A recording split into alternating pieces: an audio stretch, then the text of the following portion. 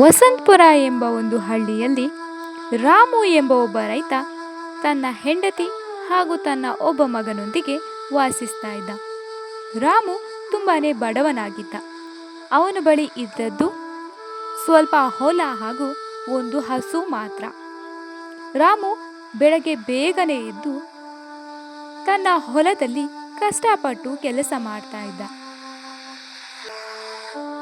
ಅದೇ ಊರಿನ ಜಮೀನ್ದಾರ ರಾಮಯ್ಯ. ರಾಮಯ್ಯನದು ಪಟ್ಟಣದಲ್ಲಿ ಸುಮಾರು ಅಂಗಡಿಗಳಿತ್ತು.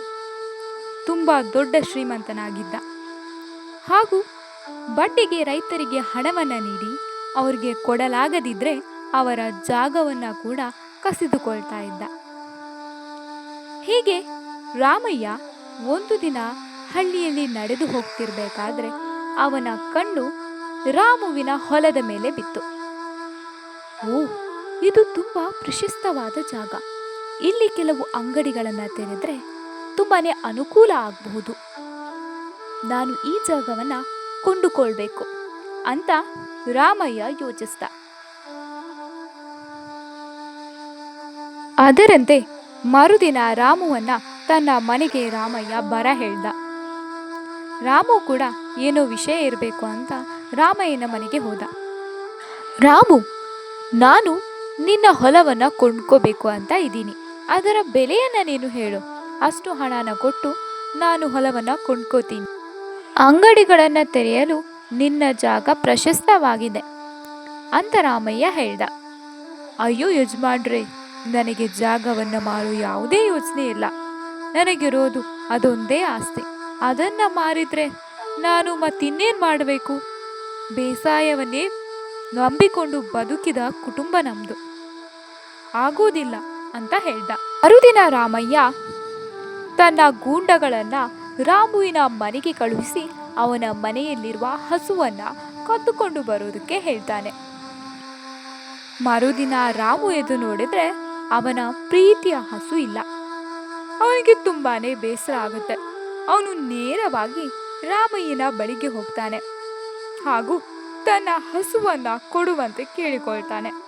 ಆದರೆ ರಾಮಯ್ಯ ತಾನು ಹಸುವನ್ನು ಕದ್ದೇ ಇಲ್ಲ, ನನಗೂ ಅದಕ್ಕೆ ಸಂಬಂಧನೇ ಇಲ್ಲ ಅನ್ನುವ ರೀತಿ ಮಾತಾಡಿ ಅವನಿಗೆ ಬೈತಾನೆ. ಇದರಿಂದ ರಾಮು ಆ ಊರಿನ ಕೆಲವು ಜನರನ್ನ ಸೇರಿಸಿ ಅವರ ಬಳಿಯಲ್ಲಿ ತನಗಾದ ಮೋಸದ ಬಗ್ಗೆ ವಿವರಿಸ್ತಾನೆ. ತನಗೆ ನ್ಯಾಯ ಕೊಡಿಸುವಂತೆ ಕೂಡ ಕೇಳಿಕೊಳ್ತಾನೆ. ಆದರೆ ಯಾರೂ ಕೂಡ ಅವನ ಸಹಾಯಕ್ಕೆ ಬರೋದಿಲ್ಲ. ಜಮೀನ್ದಾರ ದೊಡ್ಡ ವ್ಯಕ್ತಿ ಆಗಿರೋದ್ರಿಂದ ಅವನನ್ನು ಕಂಡ್ರೆ ಎಲ್ಲರೂ ಹೆದರ್ಕೋತಿದ್ರು. ಹಾಗಾಗಿ ರಾಮು ಒಂಟಿಯಾದ. ರಾಮುಗೆ ನ್ಯಾಯ ಸಿಗ್ಲೇ ಇಲ್ಲ. ಆದರೂ ಕೂಡ ಅವನು ಛಲ ಬಿಡಲಿಲ್ಲ.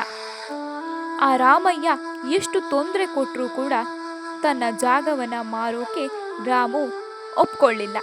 ಅವನು ತನ್ನ ಹೊಲದಲ್ಲಿ ಕಷ್ಟಪಟ್ಟು ಬೆಳೆಗಳನ್ನು ಬೆಳೆಯೋಕೆ ಶುರು ಮಾಡಿಕೊಂಡ. ದಿನಗಳು ಹೀಗೆ ಉರುಳ್ತಾ ಇದ್ದ ಹಾಗೆ ಒಬ್ಳು ಅಜ್ಜಿ ರಾಮುವಿನ ಹೊಲಕ್ಕೆ ಬಂದ್ಲು. ಯಾಕೋ ಮಗ, ತುಂಬ ಬೇಸರದಲ್ಲಿದ್ಯಾ ಅಂತ ಕೇಳಿದ್ಲು. ಅದಕ್ಕೆ ರಾಮು ನಡೆದ ವಿಷಯವನ್ನೆಲ್ಲ ಹೇಳ್ದ.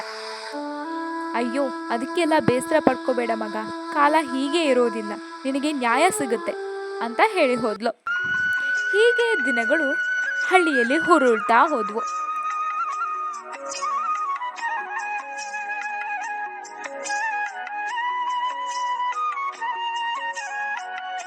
ಒಮ್ಮೆ ಒಬ್ಬ ಕಳ್ಳ ರಾಮಯ್ಯನ ಮನೆಗೆ ಬಂದು ಅವನ ಮನೆಯನ್ನ ದೋಚ್ಕೊಂಡು ಹೋದ. ಮರುದಿನ ಎದ್ದು ರಾಮಯ್ಯ ನೋಡಿದ್ರೆ ಅವನ ಮನೆ ಇಡೀ ಖಾಲಿ ಆಗ್ಬಿಟ್ಟಿತ್ತು. ಇದರಿಂದ ಕೋಪಗೊಂಡ ಅವನು ಈ ಕೆಲಸ ರಾಮುದೇ ಅಂತ ತಿಳ್ಕೊಂಡು ರಾಮುನ ಬರ ಹೇಳ್ತಾನೆ. ನನಗೆ ನಿಮ್ಮಿಂದ ಅನ್ಯಾಯ ಆಗಿರೋದು ನಿಜ, ಆದರೆ ನಾನು ಅದರ ಹಗೆಯನ್ನು ನಿಮ್ಮ ಮೇಲೆ ಸಾಧಿಸಲಿಕ್ಕೆ ಇಷ್ಟು ದಿನ ತೆಗೆದುಕೊಳ್ಬೇಕಂತ ಇರಲಿಲ್ಲ. ನಾನು ಈ ಕೆಲಸ ಮಾಡಿಲ್ಲ. ನಿನ್ನೆ ನಾನು ಊರಲ್ಲೇ ಇರಲಿಲ್ಲ, ಪಕ್ಕದ ಊರಿಗೆ ಹೋಗಿದ್ದೆ. ನಾವು ಒಬ್ಬರಿಗೆ ಕೇಡು ಬಯಸಿದ್ರೆ ನಮಗೂ ಅದೇ ಆಗುತ್ತೆ. ನೀವು ನನಗೆ ಮಾಡಿದ್ದಕ್ಕೆ ನಿಮಗೆ ಸರಿಯಾಗಿ ಆಗಿದೆ ಅಂತ ರಾಮು ಅಂದ. ರಾಮಯ್ಯನಿಗೆ ಆಗ ತನ್ನ ತಪ್ಪಿನ ಅರಿವಾಯಿತು.